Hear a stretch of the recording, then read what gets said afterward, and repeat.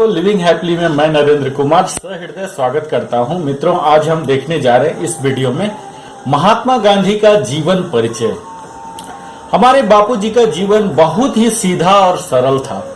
उन्हें अहिंसा में विश्वास था। उनका मानना था कि अगर कोई गाल पर एक चाटा लगा दे तो उसके आगे दूसरा गाल भी कर दो, जिससे मारने वाला शर्म के मारे मर जाए और आपसे माफी मांगे। अहिंसा परमो धर्म गांधी जी का मानना था कि अगर किसी समस्या का हल निकालना है तो उसे ठंडे दिमाग से बिना क्रोध किए निकालने की कोशिश करनी चाहिए। अगर हम अपने गुस्से से किसी समस्या का हल निकालेंगे तो हम और भी ज्यादा उस समस्या में फंसते चले जाएंगे। गांधी जी ने स्वतंत्रता की लड़ाई बिना किसी अस्त्र शस्त्र के जीत के दिखाई थी। अपनी बेइज्जती होने के बाद भी गुस्से में गलत कदम नहीं उठाया था। उन्होंने अपने शिष्यों को भी ऐसी सलाह दी थी कि जिससे उनका जीवन सफल हो जाए। मित्रों, गांधी जी के जितने भी आंदोलन थे सब के सब बिना किसी हिंसा, बिना किसी शोर शराबे के चलाए जाते थे। गांधी जी न तो भविष्य के प्रति आश्वासन देते थे और न विदेशों के अनुकरण की बात करते थे। वे काम सामने हैं, जो काम हाथ में है उनको पूरा करना वह अपना पहला कर्तव्य समझते थे। भारतीयता के संरक्षण में वे भारत का ही नहीं समस्त विश्व का कल्याण देखते थे। वह कभी उनके सामने विदेश भ्रमण का प्रस्ताव रखा गया तभी उन्होंने एक ही उत्तर दिया, अभी देश में ही बहुत काम करना शेष है। गांधी जी को शिशुओं की मुलाकात बड़ी प्रिय थी। वो बच्चों की मुस्कान को बड़ा पसंद करते थे। उनमें उन्हें ईश्वर की प्रतिमूर्ति दिखाई पड़ती थी। उन्हें गौ सेवा में ईश्वर की आराधना का सुख मिलता था।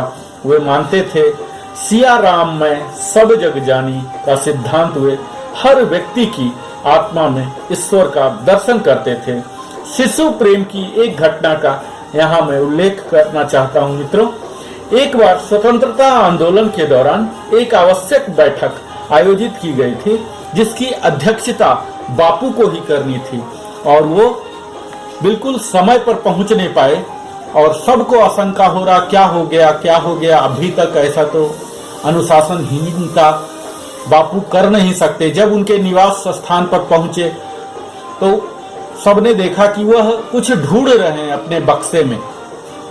जब उनसे पूछा गया कि बापू क्या हो गया, आप तो देर होते नहीं थे, आज क्यों देर हो गए? उन्होंने बताया कि मैं एक बच्चे के द्वारा दिया हुआ गिफ्ट वह पेंसिल ढूंढ रहा हूँ। बोले ऐसा क्या है पेंसिल में, हम दूसरा पेंसिल आपको दे सकते हैं। बोले नहीं, आज जिस मीटिंग का मैं अध्यक्षता करने जा रहा हूँ वह उन बच्चों से ही संबंधित है। वह पेंसिल हमें उस मुद्दे को याद दिलाएगा। अंततः महात्मा गांधी को वह पेंसिल मिल गया और उसे पास रखकर बड़े ही तेजी से वो सभा कक्ष की ओर पहुंचे।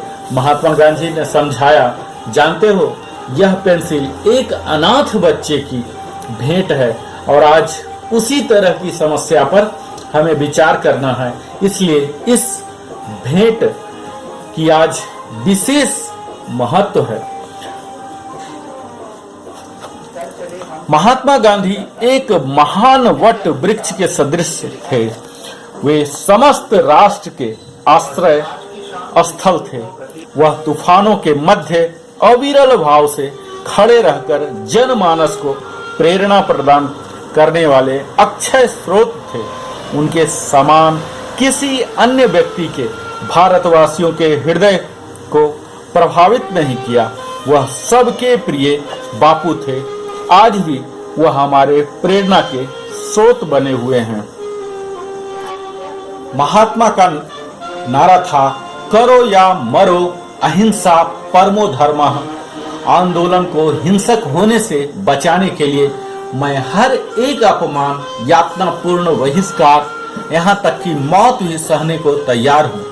बुरा मत देखो, बुरा मत सुनो और बुरा मत कहो। सादा जीवन, उच्च विचार आदि बनना है तो गांधी जी के जैसा बनने की कोशिश करो मित्रों। बिना लड़ाई झगड़े के अपने जीवन को बदल देने की क्षमता है उनके विचारों में।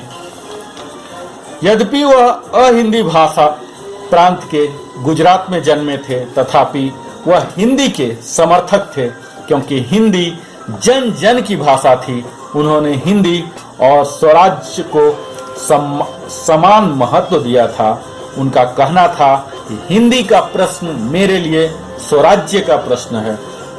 यह हमारा दुर्भाग्य है कि बापू का जन्म दिवस आत्मावलोकन का अवसर न होकर मात्र एक छुट्टी के दिवस के रूप में धारण करता जा रहा है।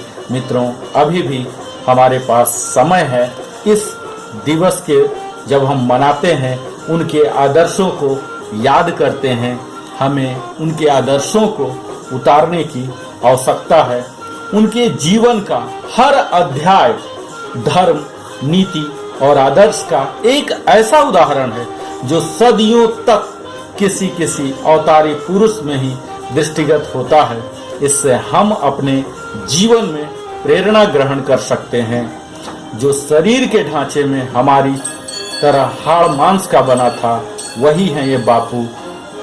हमें उनके दिखाए गए रास्ते, आदर्शों पर हमें जरूर जानना है, समझना है और यथासंभव मित्रों अमल में लाना है। तभी यह हमारा बदलाव आ सकता है और अपने जीवन को सुखमय और आदर्शमय भी बना सकते हैं। मेरे साथ अंत तक बने रहे, इसके लिए सप्रेम नरेंद्र कुमार की ओर से धन्यवाद।